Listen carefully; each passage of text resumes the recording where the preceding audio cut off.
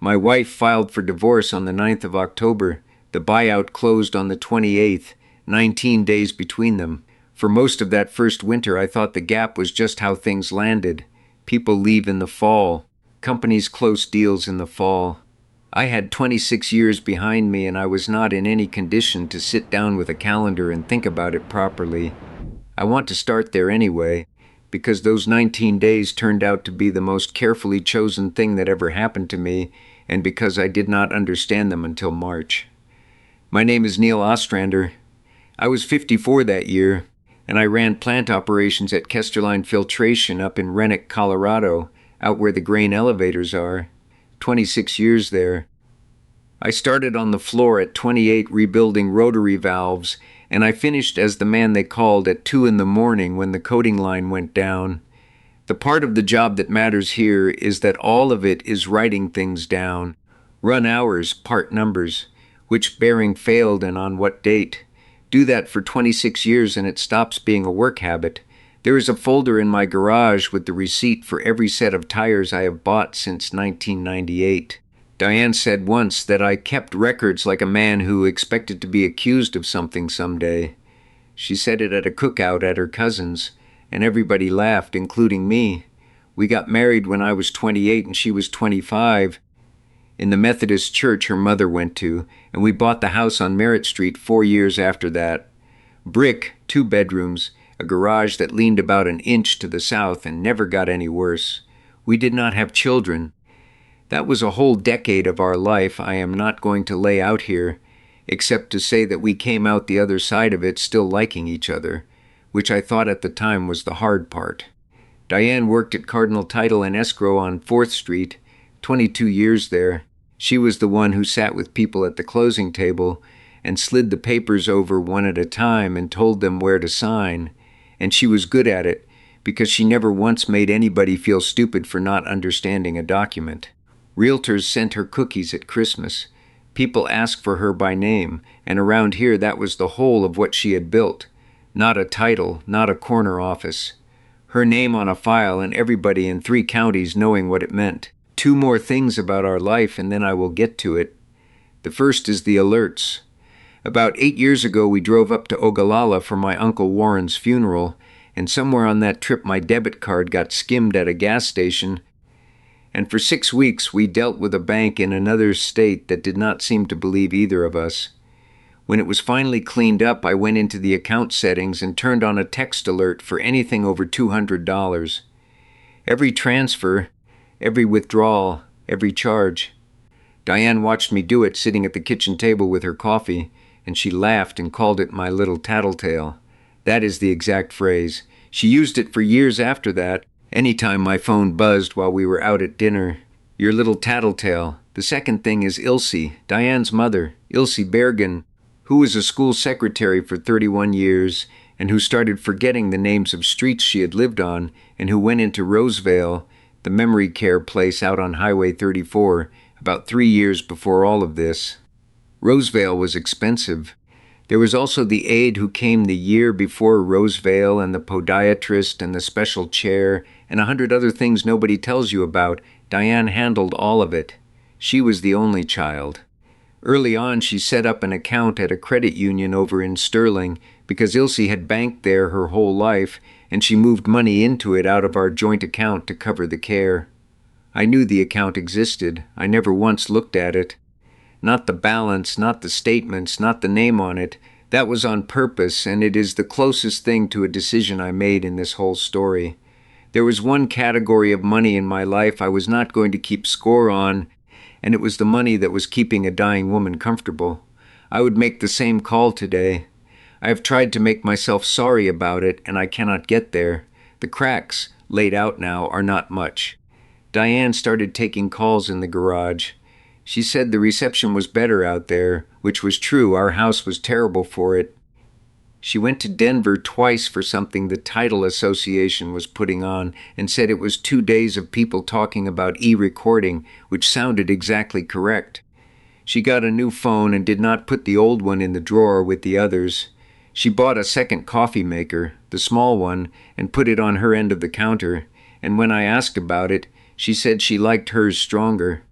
I have thought about that little machine more than I have thought about the affair. Ilse died in February, pneumonia at the end, the way it usually is. Diane handled the arrangements and stood at the front of the funeral home and shook maybe 90 hands, and she was flat the whole day, flat in a way I had not seen from her. I drove us home and said something about how it was all right to not be all right. She said she was tired and went to bed at 7. I thought I was watching grief. That is what grief looks like, and I had no reason on earth to think it was anything else. The buyout came together over the summer. A group out of Charlotte was acquiring Kesterline, and 14 of us had change of control agreements from a retention plan the old man put in place years back. Mine came to $391,000 before taxes, which was going to be somewhere around $249,000 after. I told Diane the night I found out. She was at the kitchen table with the crossword which she did in pen. She put the pen down and asked me when, exactly. I said the end of October, probably the 28th. She said we should be smart about it. I said we would be. The 9th of October was a Wednesday. I got home at 10 after 5. She was standing in the driveway, which was strange in itself, and the Kaminskis' sprinkler was going and hitting the corner of our mailbox the way it did every evening that whole summer, this little tick-tick-tick against the metal. She had a folder in her hand, not an envelope, a folder, the tan kind they use at her office. She handed it to me before I was all the way out of the truck. She said, "I've been patient long enough, Neil." I read enough of the top page to know what it was. I asked her the only question I had, which was why this week. "Why now, this particular week?" she said. "Because after the 28th you'd have had a reason to hide it. What I did next is not impressive." I said, "Okay." That is all I said. I went inside and put the folder on the counter and unloaded the dishwasher because it was clean and it needed doing, and I put every plate away and then stood at the sink a while with the water off. She came in around 6 and said we could be adults about this. I said we could. Then she said the sentence I have never gotten past. 26 years, Neil. I earned half of that money and I am not going to feel bad about it. I said okay to that too. I did not yell. Some of that was 26 years of being the man who gets calm when a line goes down, which is a useful thing at a plant and a strange thing to bring home. Most of it was that I did not have anything to yell yet. I moved into the back bedroom, which had been an office and had a daybed in it from when Diane's cousin used to visit. I went to work every day. The acquisition was closing and there were 100 things a day to hand over, and I was grateful for every one of them.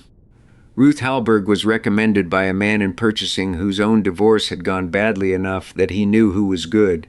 Her office was above an insurance agency on Court Street. She was somewhere past 65.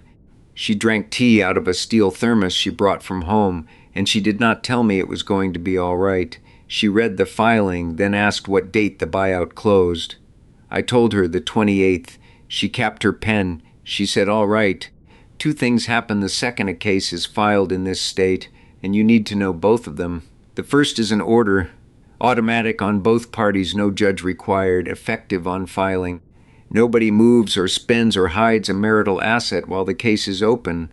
She filed on the 9th so that Locke would already be on the door when the delivery arrived on the 28th. The second thing, Ruth said, is a form. Both of us would have to complete a sworn financial statement, every account, every asset, every interest in property, signed under oath in front of a notary. Then she told me how we were going to win, and it was boring. You disclose everything, all of it, down to the last account completely and early, so that nobody in that courtroom ever has a reason to look at you twice. So that is what I spent November doing. It was a big job because I had never thrown anything away. 12 years of statements in the green accordion folder from back when the bank still mailed them, and everything after that on a drive I kept for taxes. I did what I do. I built a spreadsheet, 1 row per line item, a column for the date, the amount, the description, the account. I was not hunting for anything. I was doing my homework. I got to the 26 months before the filing, and the pattern came up off the page, the way a bad reading comes up on a vibration log. $199. Transfer out $199, 2 or 3 times a week, for 2 years to the credit union in Sterling. every single one of them the same amount. I sorted the column and looked at it for a long time. Then I decided I had made an error in the formula, because that is what you assume when a number comes back too clean. So I went back to the paper statements and checked 40 of them by hand against the sheet. They were right. 214 transfers, $42,586. It took me until the next morning to work out why the amount never changed, and when I did, I was standing in the kitchen with the pot going and I did not pour it. $200 was the alert. I said it 8 years ago at that table, in front of her, while she laughed and called it my little tattletale. She had been hiding money from a number I told her about in a conversation she found funny. I am not going to tell you it was the money. 42,000 over 2 years out of 2 incomes was not going to break us, and I would have handed it to her if she had asked me in the kitchen. It was that somebody sat down at some point and worked out the number that would keep my phone quiet. Then I looked at the week Ilse died. She died on a Thursday. The funeral was the following Tuesday. I had it in my head that I was going to find a gap there, a week where the transfers stop because a person cannot do arithmetic while burying her mother. There was a transfer on the Monday, one on the Wednesday, one on the Friday after the funeral, same amount, same account. Rosevale stopped billing us in February. The transfers ran another 8 months. I sat with that about an hour and then went out to the garage and did not do anything in particular out there. The other thing I found was one line that did not fit, and it was the only one in 26 months. The 11th of April, the year before, $2,150 out of the joint account to something the bank had rendered as Lakemont TTL escrow. 9 days later, the same amount back in from the same place. I remembered that alert. That is the strange part. It came in at 12 minutes past 3 on a Tuesday while I was standing at the coating line with a torn hose in my hand, and I looked at my phone and thought, that will be Rosevale, and put it back in my pocket. When it came back 9 days later, I did not think about it at all, because money that comes back is money that was a mistake.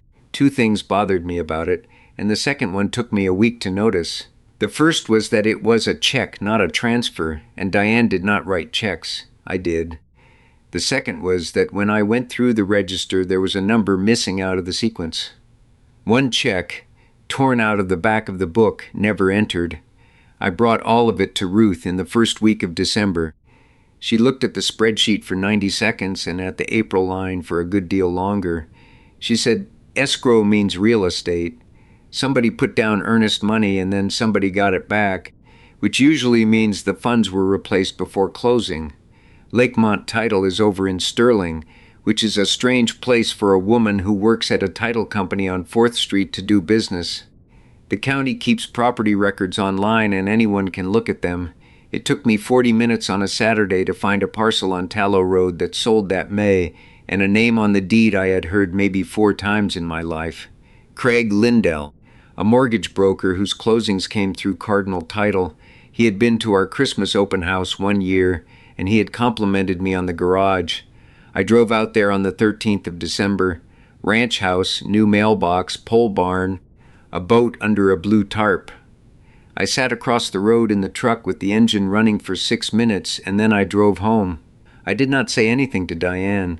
She made soup that night and asked me to sign for the water softener service, and I signed it.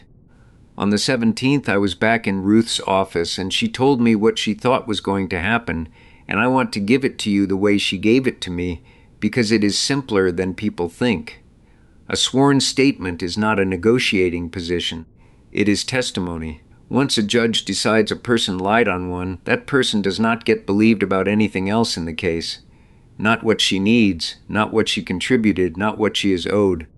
A court that finds assets were hidden can move the numbers to account for it, and can make the person who hid them pay for the other side's cost of digging. Then Ruth said the part that mattered more than any of that. She said, "Your wife has been closing files in this county for 22 years. Her whole business is that people trust her with paper. A finding like this does not stay in a courthouse. It goes to the underwriters, and the underwriters talk to everybody." Then she said, "Neil, you have a choice and you should make it out loud. If you raise Tallow Road now, She lists it, her lawyer builds a story around it, and it becomes a fight about a house. If you say nothing, she is going to sign something. I did not answer for a while. There was a radiator going in that office, and I remember listening to it. I thought about her at the funeral home shaking 90 hands.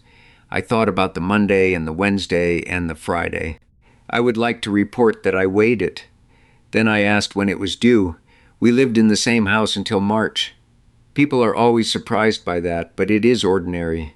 2 mortgages are expensive, and nobody had told either of us to leave. So there were 4 months of a woman making coffee in her own small machine at the end of the counter, 6 feet from where I had figured out what she had done. She was not cruel to me in those months.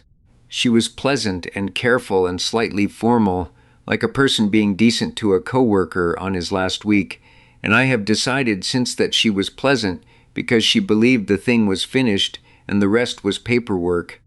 That is the only part of this I would call hard, not the finding out. Sitting across from her in January while she looked at her phone, and I knew what was in the mail. The buyout landed on the 28th of October and sat there, and I did not touch a dollar of it, which was both the law and, I will admit, a decision I enjoyed. She signed her sworn statement on the 9th of January, notarized down at her own office by a girl named Presley who had worked there 2 years. I signed mine 4 days later, every account, the buyout, gross and net, $400 in a credit union savings book my father opened for me in 1981. Ruth read it twice and said it was the cleanest disclosure she had taken in 20 years of doing this, and then she said, "Now we do nothing." We did nothing for 8 weeks while her office sent out subpoenas. The settlement conference was the 19th of March in the conference room at Todd Vinson's office, which had a view of the parking structure and a bowl of mints nobody touched. Vinson was maybe 40 and his shirt cost more than my suit. Diane wore the gray she wore to closings. She said hello to me and I said hello back. Vinson opened. Half the buyout after tax, which he put at $124,500, spousal support for 6 years, her share of the house on Merritt Street. He talked about 9 minutes and he was good at it, and there was a stretch in the middle where he described a marriage in which one person built a career while the other kept a home and cared for a dying mother. And none of it was false exactly, and I sat and listened to my own life explained by a stranger in a way I could not argue with. Ruth let him finish. Then she opened her folder. She said, "Mrs. Ostrander, is that your signature?" Diane looked at it and said yes. Ruth said, "The page that asks about any interest in real property, direct or indirect, that says none." Then she put down the second thing. It had come out of an escrow file at Lakemont Title in February with a cover letter, and it was a check for $2,150 drawn on the Ostrander joint account, dated the 11th of April, in Diane's handwriting, applied as earnest money against a purchase agreement on a parcel on Tallow Road. Buyer of record, Craig Lindell, then the deed, recorded the 22nd of May, public since the day it was filed.